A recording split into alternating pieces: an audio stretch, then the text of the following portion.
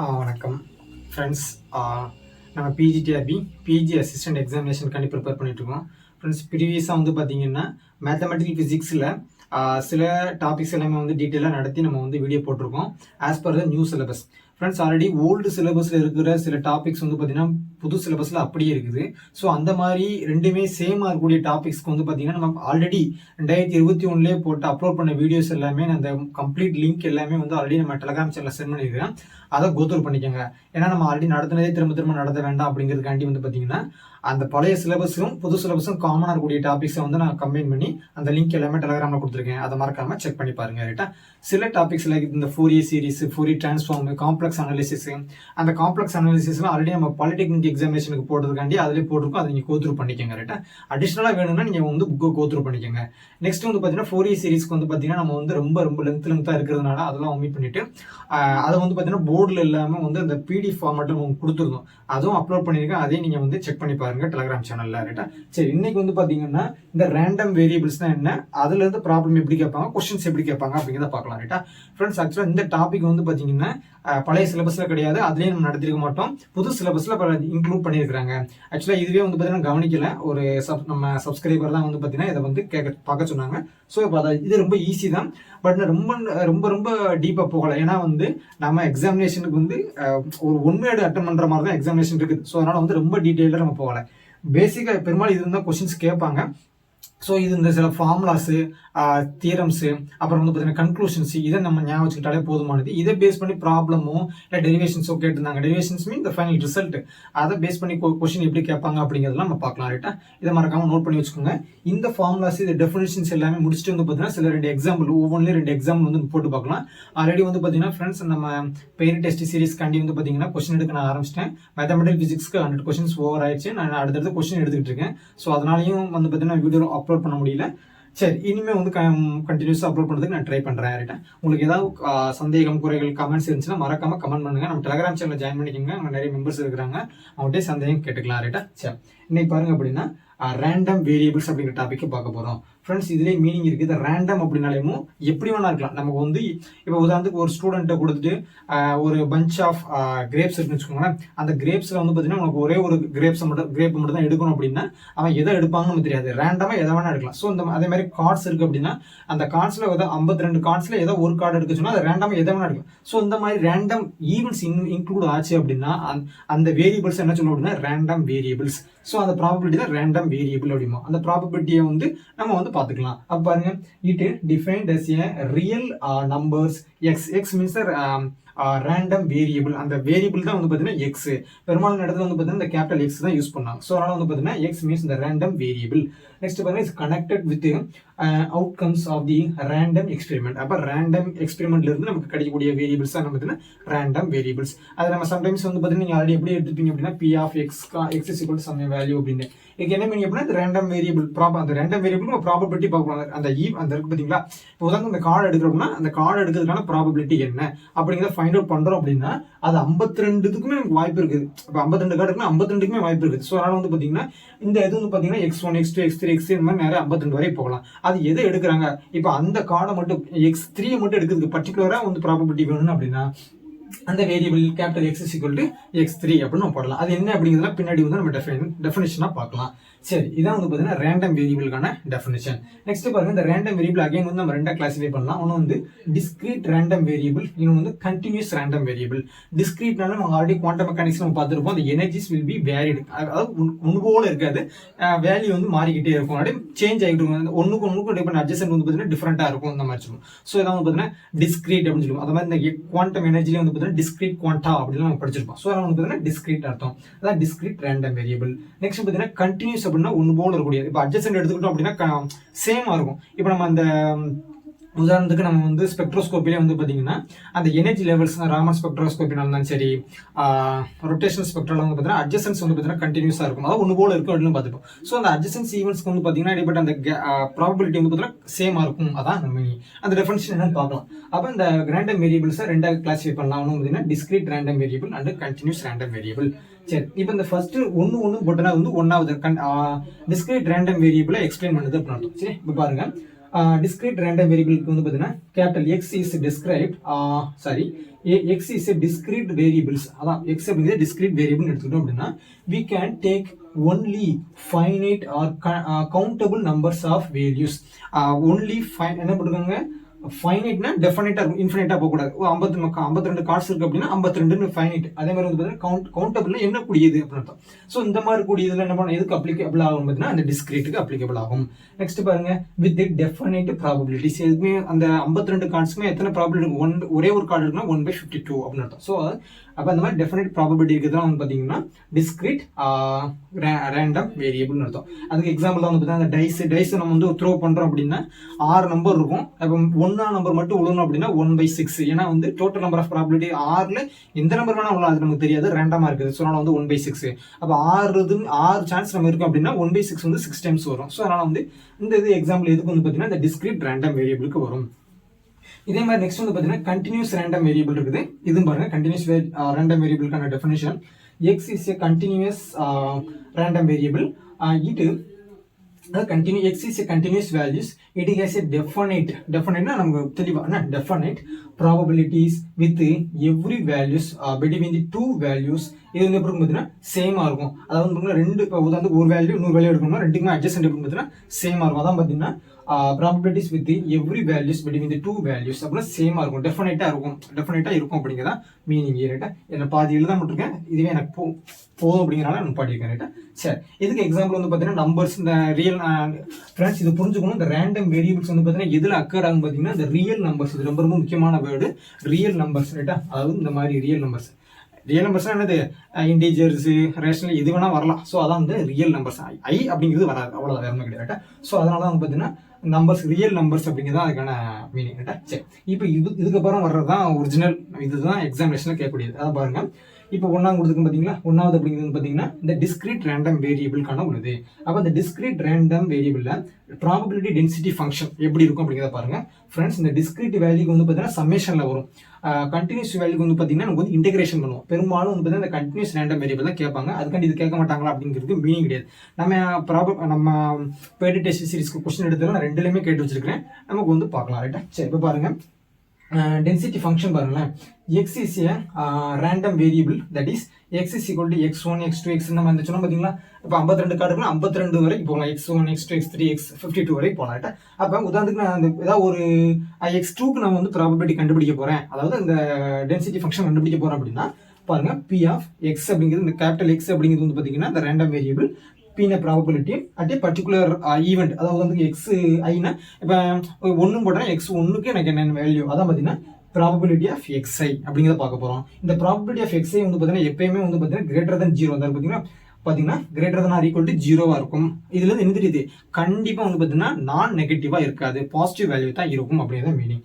Friends இதை விட இது ரொம்ப முக்கியமான டேர்ம். அப்ப summation of individual probabilities is equal to must be 1. Friends நீங்க எத்தனை ப்ராபபிலிட்டி கண்டுபிடிச்சாலுமே சரி, அதை ஆட் பண்ணோம்னா ரிசல்ட் எவ்வளவு கிடைக்கும், 1 தான் கிடைக்கும். இது நமக்கு ஆல்ரெடி தெரிஞ்சுதான். ஒரு ப்ராபபிலிட்டியோட மினிமம் வேல்யூ வந்து பார்த்தீங்கன்னா 0, மேக்ஸிமம் வேல்யூ 1 தான். எப்பயுமே வந்து பார்த்தீங்கன்னா இன்பிட்வீன் இதுக்குள்ள தான் இருக்கும், அதை தாண்டி எங்கேயுமே போகாது. ஸோ அதனால வந்து பார்த்தீங்கன்னா சம்மேஷன் அது இங்கே ஐ ஈக்குவல் டு 1 டு நம்ம என்ன வரைக்கும் ஐ வந்து 10 20 போட்டோம் அப்படின்னா சீக்குவல் அதை ஆட் பண்ணோம்னா எவ்வளவு கிடைக்கும் பார்த்தீங்கன்னா 1 அப்படிங்கிறதா அதோட ரிசல்டன்ட். ஸோ இதை பேஸ் பண்ணி இதே மாதிரி தான் இங்கே எதுக்கு இருக்கும் பார்த்தீங்கன்னா நம்ம கண்டினியூஸ் ரேண்டம் வேரியபிளுக்கு இருக்கும். இதுல வந்து நம்ம சம்மேஷன் போட்டிருக்கோம், இதுல இருந்து இன்டெகிரேஷன் போடுவோம். பெரும்பாலும் இன்டெகிரேஷன் தான் கேட்பாங்க, அதை பார்த்துங்க. பாருங்க இந்த இடத்துல வந்து கேபிட்டல் எக்ஸ் போட்டு அது வந்து எஃப் ஆஃப் எக்ஸ் ஃபங்க்ஷனா எடுத்துக்கிறோம். அப்ப பாருங்க F of X greater than equal to 0. அப்ப நம்ம இந்த வேரியபிள் இருக்கு பாத்தீங்களா, இது கண்டினியூஸ் ரேண்டம் வேரியபிள்ல இருக்கக்கூடிய டென்சிட்டி ஃபங்க்ஷன் பார்க்க போறோம். அதுதான் F of X greater than equal to 0. இங்க சொன்னோம்ல இதுதான் இங்க வரும். பட் இதோட ரேஞ்ச் வந்து பாத்தீங்கன்னா -∞ டு +∞. ஃப்ரெண்ட்ஸ் ஆல்ரெடி வந்து பாத்தீங்கன்னா நம்ம நார்மல் டிஸ்ட்ரிபியூஷன் எல்லாம் நம்ம பார்த்திருப்போம். அதாவது இந்த மாதிரி போயிட்டு மணி வடிவத்தில் போகும், எந்த இதுவுமே டச் பண்ணாது அப்படின்னு நம்ம பார்த்துருப்போம். அதாவது -∞ டு +∞. எதுல இந்த எஃப் ஆஃப் எக்ஸ் அப்படிங்கிறது. நெக்ஸ்ட் பாருங்க இதுதான் இந்த சொல்லி பார்த்தீங்கன்னா இதை வந்து நம்ம எப்படி எழுதிக்கிறோம், இதில் integration form in terms of F of X function இருந்துச்சு. ஃபார் எக்ஸாம்பிளுக்கு e⁻x² 3xy இந்த மாதிரி இருந்துச்சு. xy கிடையாது 3x² இந்த மாதிரி ஒரு ஃபங்க்ஷன் இருந்துச்சு அப்படின்னா அப்போ எப்படி யூஸ் பண்ணணும்னா இந்த மாதிரி கண்டினியூஸ் வேரியபிள் தான் யூஸ் பண்ணுவோம். அது ரொம்ப ரொம்ப முக்கியமான ஒன்று. ரைட்டா? நம்ம எக்ஸாம்பிள் போட்டால் உங்களுக்கு புரியும். அப்போ -∞ to +∞ f of x dx is equal to 1 maximum probability 1. சரி, இது வரைக்கும் நம்ம வந்து டென்சிட்டி ஃபங்க்ஷன் பார்த்தாச்சு. இப்போ வந்து மீன் பார்க்க போகிறோம், வேரியன்ஸ் பார்க்க போகிறோம், ஸ்டாண்டர்ட் டிவியேஷன்ஸ் பார்க்க போகிறோம். ஃப்ரெண்ட்ஸ் இருந்து கூட ஒன் வேர்டு நம்ம கேட்கலாம். இப்போ பாருங்க, மீன் அப்படின்னா இந்த 1 நம்பர் போட்டிருக்கோம் அப்படின்னா டிஸ்கிரீட் ரேண்டம் வேரியபிள்ல இருக்கக்கூடிய மீன். அந்த மீன் வந்து பார்த்தீங்கன்னா தட் இஸ் மீன் ஆவரேஜ். மீன் அல்லது ஆவரேஜ் ரெண்டுமே சேம் தான். அந்த மியூ ஃப்ரெண்ட்ஸ் உங்களுக்கு எந்த நொட்டேஷன் வேணுமோ அதை யூஸ் பண்ணிக்கலாம். சம்டைம்ஸ் வந்து பார்த்தீங்கன்னா மியூ யூஸ் பண்ணிப்பாங்க, சம்டைம்ஸ் வந்து பார்த்தீங்கன்னா எக்ஸ் பார் யூஸ் பண்ணிப்பாங்க. நம்ம சௌரியம் தான். ரைட்டா? இப்போ பாருங்க, மீன் அப்படிங்கிறது பார்த்தீங்கன்னா மியூ. சரியா? Mu equal to summation xi pi. P ஆக்சுவலாக வந்து பார்த்தீங்கன்னா இந்த ப்ராபபிலிட்டி என்ன பண்ணுறோம்னா, இப்போ எந்த இது கண்டுபிடிக்க போகிறோம், இப்போ x3 கண்டுபிடிக்க போகிறோம் அப்படின்னா x3யோட வேல்யூ அண்டு அதோட ப்ராபபிலிட்டி. ஃப்ரெண்ட்ஸ் இது வந்து எங்கே வரும் அப்படிங்கிறது பார்த்தீங்கன்னா நமக்கு வந்து குவாண்டம் மெக்கானிக்ஸில் நம்ம வந்து ஆங்குலர் மொமெண்டம் கண்டுபிடிக்கணும்னு வச்சுக்கோங்களேன். ஹைட்ரஜன் வேவ்லேயே வந்து பார்த்தீங்கன்னா ஹைட்ரஜன் ஸ்பெக்ட்ரத்துலேயே வந்து பார்த்தீங்கன்னா அந்த R, θ, φ வந்து நம்ம எக்ஸ்பிளைன் பண்ணிப்போம். அதில் வந்து பார்த்தீங்கன்னா இந்த மாதிரி ப்ரான் கெட் ஃபங்க்ஷன்லாம் வந்து பார்த்தீங்கன்னா இதை யூஸ் பண்ணிப்போம். ஸோ என்ன மீனிங் அப்படின்னா இந்த xi இதை வந்து பார்த்தீங்கன்னா EI PIன்னு போடுவோம். அதான் வந்து பார்த்தீங்கன்னா ஆவரேஜ் வரும். Average means right. அப்போ xi PI P of xi அப்படின்னு அர்த்தம். சரி, இது வந்து பார்த்தீங்கன்னா அந்த இப்போ xiக்கு வந்து ஒரு நம்பருக்கு 1/3 நமக்கு அந்த வேல்யூ வருதுன்னா அதோட ப்ராபபிலிட்டி, அதாவது அந்த xi 1/3 இன்ட்டு அந்த வேல்யூ xi. சரியா? நெக்ஸ்ட் பாருங்க, வேரியன்ஸ். வேரியன்ஸ் அப்படிங்கிறது பார்த்தீங்கன்னா சிக்மா ஸ்கொயர். ஃப்ரெண்ட்ஸ் இதை குழப்பிடக்கூடாது. சிக்மா ஸ்கொயர்டு அப்படின்னா வேரியன்ஸ் அர்த்தம். இந்த பிராக்கெட்ல போட்டிருக்கோம் அப்படின்னா வேரியன்ஸ் ஆஃப் பிராக்கெட் அப்படி கிடையாது. வேரியன்ஸ் அப்படின்னா சிக்மா ஸ்கொயர்டு அப்படின்னு அர்த்தம். சரி, அப்போ இந்த sigma squared equal to summation of xi minus mu.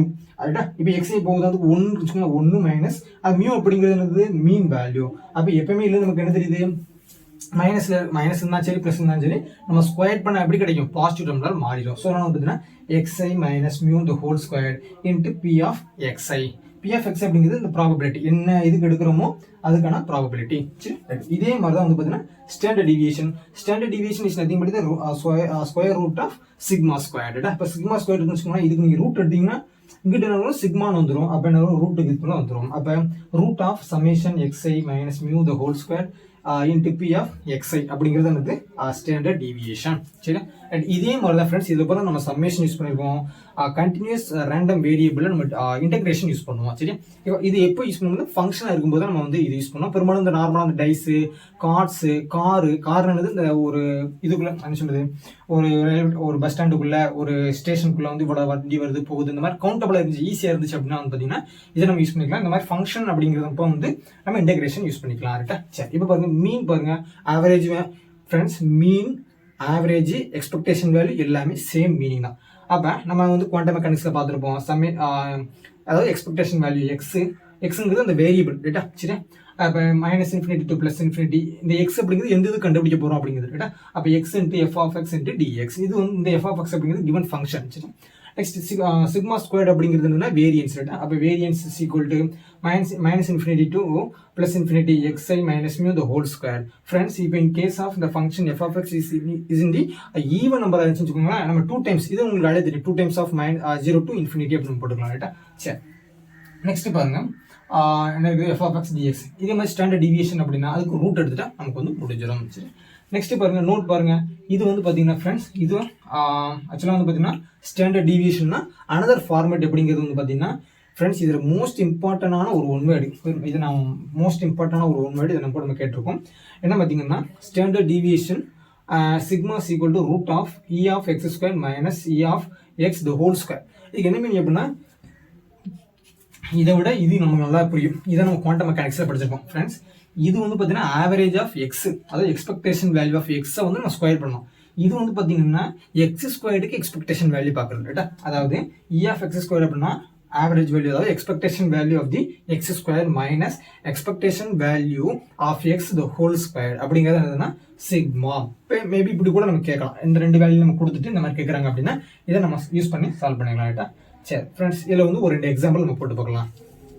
Friends, இந்த continuous random variable and discrete random வேரியபிளில் ஒரு எக்ஸாம்பிள் கொடுத்துருக்கேன். என்னால் அவ்வளோதான் முடிஞ்சு. மிச்சம் இருந்தால் உங்களுக்கு வந்து நான் பிடிஎஃப் வேணால் உங்களுக்கு சென்ட் பண்ணி கொடுத்தேன், அதை நீங்கள் கோ த்ரூ பண்ணிக்கோங்க. எல்லாமே ஆன்லைன்லேயே எடுத்தது தான், ஒன்றுமே கிடையாது. ரைட்டா? சரி, ஃபர்ஸ்ட் இங்கே பாருங்கள், இது வந்து பார்த்தீங்கன்னா இது வந்து ரேண்டம் வேரியபிள் வந்து கேட்டிருக்கிறேன். இது வந்து பார்த்தீங்கன்னா கண்டினியூஸ் வந்து கேட்டிருக்கிறேன். ரைட்டா? சரி, இதில் பாருங்கள், ரேண்டம் வேரியபிள்னா இது வந்து டிஸ்கிரீட்ல கேட்டிருக்கேன், இது வந்து பார்த்தீங்கன்னா கண்டினியூஸில் கேட்டிருக்கேன். சரி, எப்படி இருக்கும் பாருங்க அப்படின்னா, டிஸ்கிரீட்ல பாருங்களேன் என்ன கேட்டிருக்காங்க, ஏ ரேண்டம் வேரியபிள் எக்ஸ் ஹேஸ், இது என்னதுன்னு பார்த்தீங்கன்னா பிடிஎஃப்னா போஸ்ட் டாக்டரேட் ஃபெலோஷிப்பா, அது கிடையாது. பார்ஷியல் டிஃபரன்ஷியல் ஈக்குவேஷனா, அதுவும் கிடையாது. அதாவது பார்த்தீங்கன்னா ப்ராபபிலிட்டி டென்சிட்டி ஃபங்க்ஷன் இதை வந்து கொடுத்துருக்காங்க. அதாவது தமிழ் வந்து நிகழ்தகவு பரவல் அப்படின்னு படிச்சிருக்கோம், ரைட்டா? பாருங்க எக்ஸ் வந்து கொடுத்துருக்காங்க, எக்ஸ் வந்து -2 -1 0 1 2 3 அப்படின்னு கொடுத்துருக்காங்க. அதற்கான கரஸ்பாண்டிங் ப்ராபபிலிட்டி வந்து பார்த்தீங்கன்னா 0.1k 0.2 2k 0.3 3k அப்படின்னு கொடுத்துருக்காங்க. என்ன கேட்டிருக்காங்க பாருங்க, கொஸ்டின் வந்து ஃபைண்ட் கேவோட வேல்யூ என்னன்னு கேட்டிருக்காங்க. நெக்ஸ்ட் வந்து பி ஆஃப் எக்ஸ் லெஸ் தென் 2 அப்படிங்கிறதுங்க ப்ராபபிலிட்டி 2க்கு கீழே இருந்துச்சு அப்படின்னா என்ன இது கிடைக்கும் அப்படின்னு கேட்டுருக்காங்க. நெக்ஸ்ட் வந்து மீன் கேட்டுருக்காங்க, ஆவரேஜ் வேல்யூ கேட்டுருக்காங்க. ஃப்ரெண்ட்ஸ் இதிலே தெளிவாக கொடுத்துட்டாங்க. தட் இஸ் இது வந்து பார்த்தீங்கன்னா டிஸ்கிரீட் வேரியபிள். இதிலே நீங்கள் பார்த்தா தெரியும், எல்லா வேல்யூவும் நமக்கு வந்து அலைன் பண்ணி கொடுத்தாங்க. லிமிடெட் வேல்யூ இருக்குது, சரியா? அந்த மாதிரி கொடுத்துட்டாங்க நமக்கு வந்து ஆல்ரெடி.